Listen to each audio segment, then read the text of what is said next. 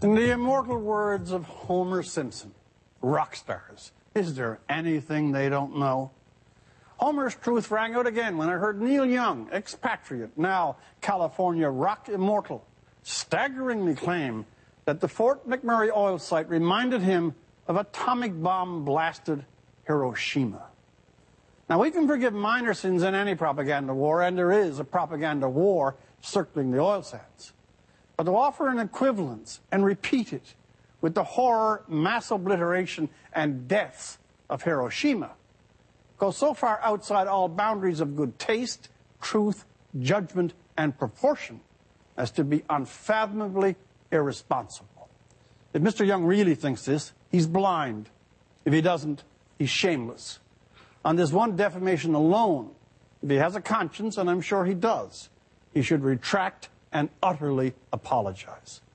Sadly, I don't expect him to. Why? Well, because to some of the people opposing this project, Fort Mac has become the symbol of a campaign, the symbol of the war against oil, or the symbol of what they see as the fight against global warming. So Fort McMurray is not for them a particular project to be weighed and debated, so much as it is a convenient target to be vilified and condemned. It's a project to be stopped. And if hauling in celebrities vocalizing super high-octane rhetoric will help the cause, why then, they're okay with that. As is blatantly obvious, there are hundreds and hundreds of other projects in other parts of the world, equal or vastly larger in scope, which will not be handled with a fraction of the care, scruple, and oversight that this one in Alberta will. Fort Mac is on these terms easy pickings.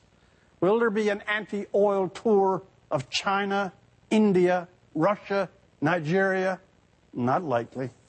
Now, there is a debate to be had. Fort McMurray is a project of great scale, to be weighed on its merits and demerits, on what it contributes to the well-being of workers, to the Alberta and Canadian economies, and on the social and economic benefits it's already spread to many regions of this country, my own province not least. It is also to be weighed on its care, the supervision of the environment, safety, and pace of development. But it should not be made the concentrated vessel of every wrong and mischance of the world energy industry, and most certainly should not be the first target on every autumn superstar looking for one last kick at the publicity can. Fort Mac is not Blake's satanic mill, but neither is it Shangri-La. Between these poles, there can be a discussion.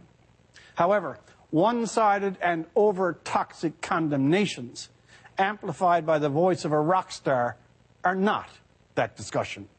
Mr. Young has failed to be fair, and thereby he fails also to be persuasive. For The National, I'm Rex Murphy.